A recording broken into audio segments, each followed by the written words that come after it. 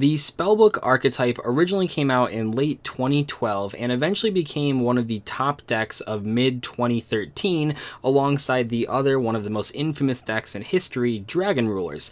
It's also the deck that originally got me into Duel Links and that I've took to King of Games multiple times in a row, and it's by far my most favorite strategy to play in that game, most notably because I love Spellbook of Fate in the context of Duel Links where many cards just simply aren't that versatile.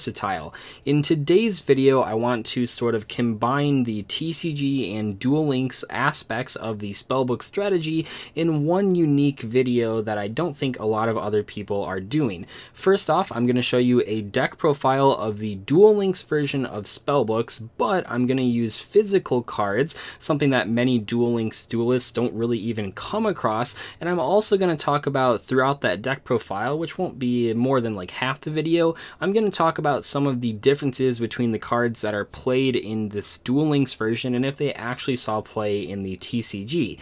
After that, I'm going to talk about some of the most important cards for the Spellbook strategy that aren't in Duel Links. There's 4 of them that I want to cover that were extremely valuable to the Spellbook strategy both in 2013 and 2017, and I want to cover those in today's video just in case they ever eventually make it to Duel Links. We can kind of talk about the impact that would have on the deck. Spellbooks is also one of the only strategies in Duel Links that actually resembles mostly what it looks like in the TCG.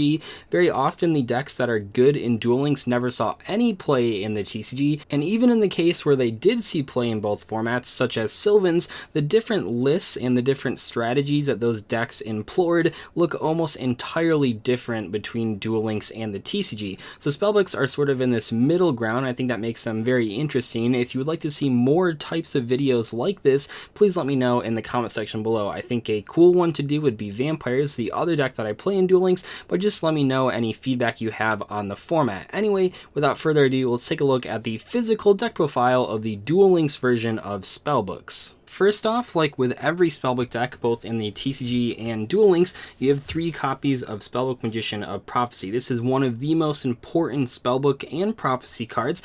The Prophecy monsters themselves aren't played a ton in Duel Links. They saw a little bit more play in the TCG, but as far as the centerpiece of the entire strategy in both formats, you definitely are always going to start with 3 copies of Spellbook Magician of Prophecy. It's just way too valuable in a deck that, to be completely honest, at least in Duel Links, sort of lacks the ability to plus off of card effects. Many of the effects are 1-for-1 trades, so having a card that's just a straight +1 is very good for the strategy's competitiveness.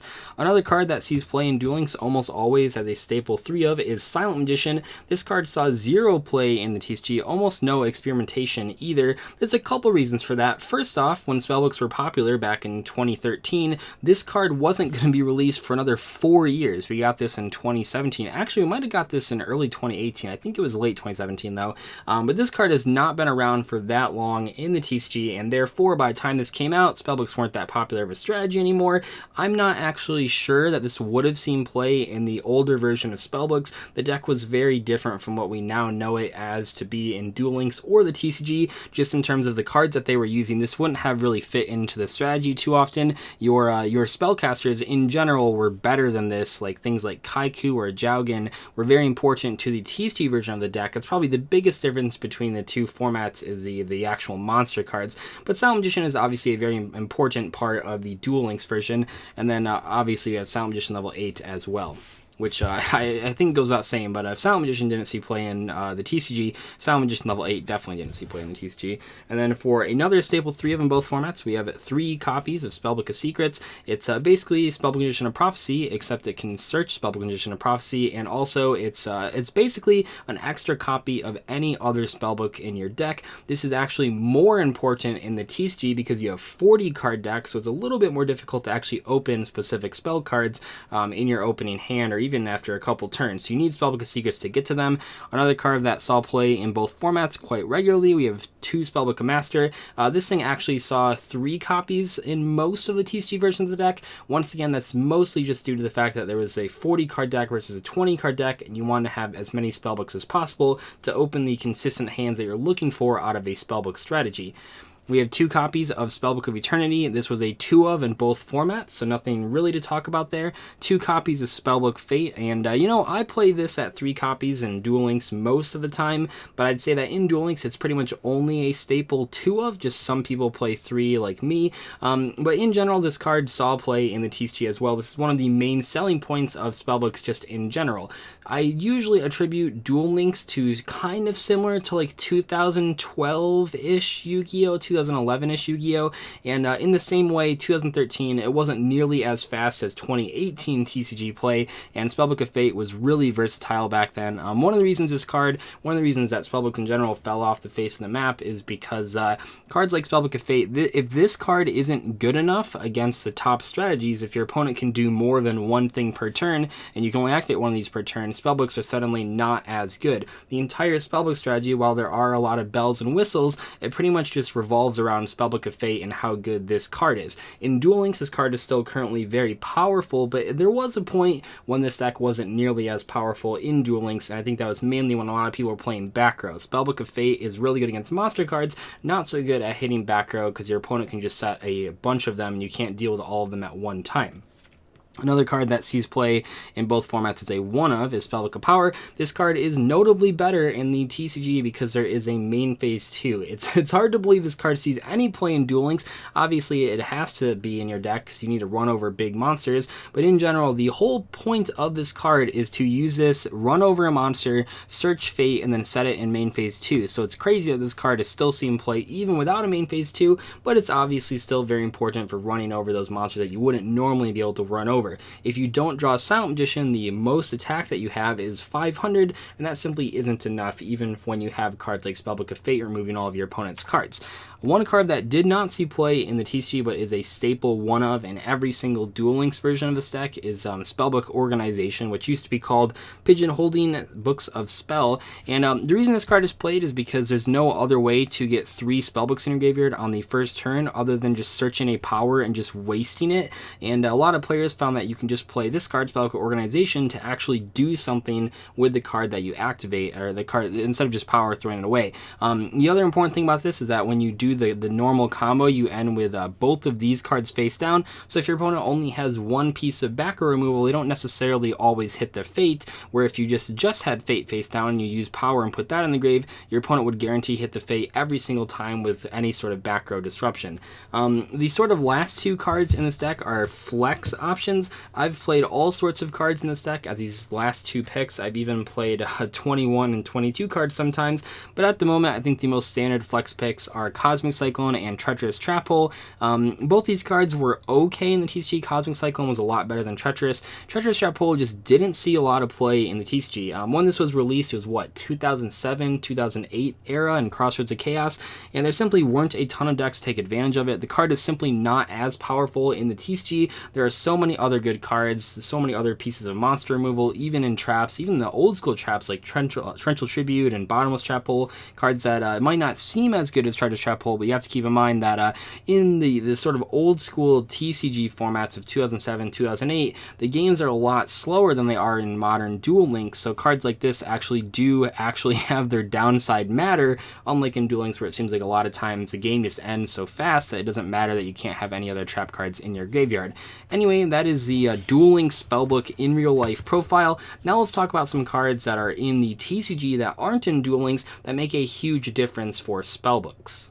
Before I show you some of the crazier Spellbook cards that made the deck so deadly in the TCG, let's start small with Spellbook of Wisdom. This card, I'm actually a little surprised it's not in Duel Links because it would help out Spellbooks a ton without making the deck broken. Spellbook of Wisdom protects a spellcaster from spells or traps, not both, and it's obviously searchable by all your usual means. In Duel Links, this card would be really helpful because you would no longer lose to cards like Wall of Disruption or Drowning Mirror Force, and you could better protect your Silent Magician. In the TCG, this card did see a ton of play, usually used in the mirror match to prevent your guy from being banished by Spellbook of Fate, or potentially used against more back row heavy strategies to protect your guy from trap cards like Torrential Tribute and things along those lines.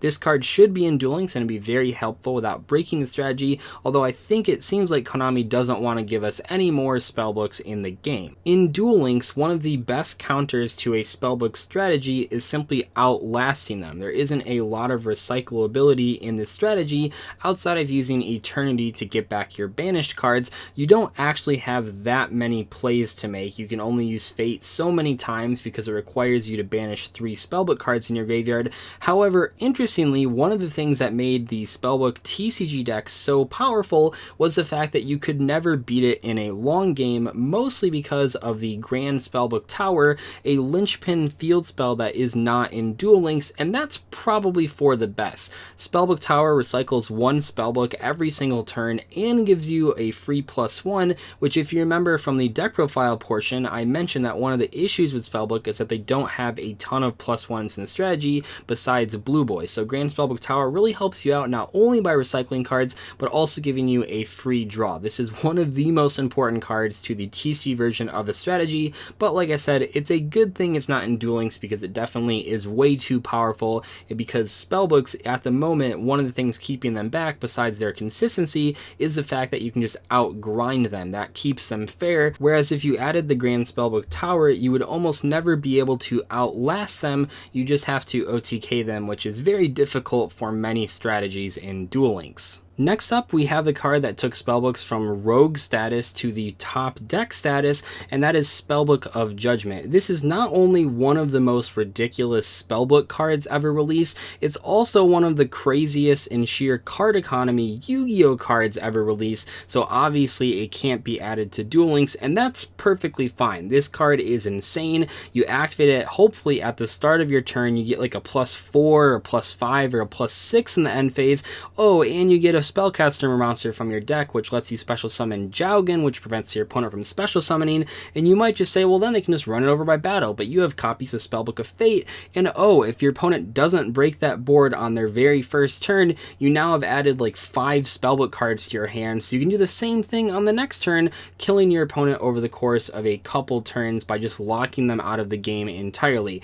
This is one of the reasons that this deck was a top contender, and it immediately got banned on the first ban list after it came out, and likely will never make it back to the TCG. After Spellbook of Fate was limited and Spellbook of Judgment was banned, Spellbooks kind of fell off the face of the earth for a couple years.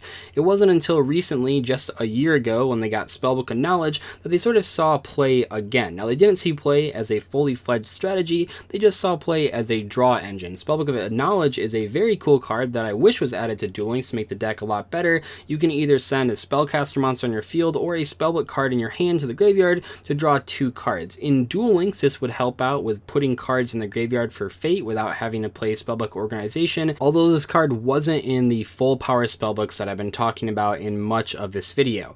Anyway though, hope you guys enjoyed this combination of TCG and Duel Links. I think Spellbooks are a great theme to sort of kickstart this series. If you guys would like to see more combinations of Duel Links and TCG in a similar format, please let me know what suggestions you have in the comment section below.